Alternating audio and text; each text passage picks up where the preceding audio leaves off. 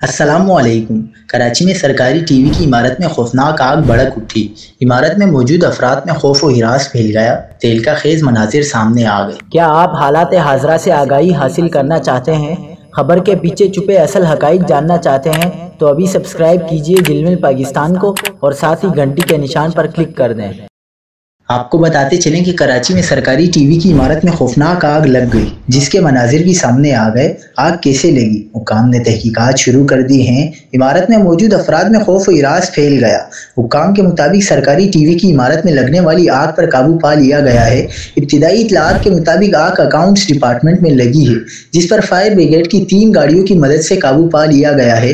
वाकये में किसी भी जानी नुकसान की इतला मौसूल नहीं हुई। आग पर काबू पाने के बाद कूलिंग का अमल जारी है। आग लगने की वजूहात ताहाल सामने नहीं आ सकी, ताहम पुलिस और सिक्योरिटी इदारों ने वाकये की तहकीकात शुरू कर दी हैं।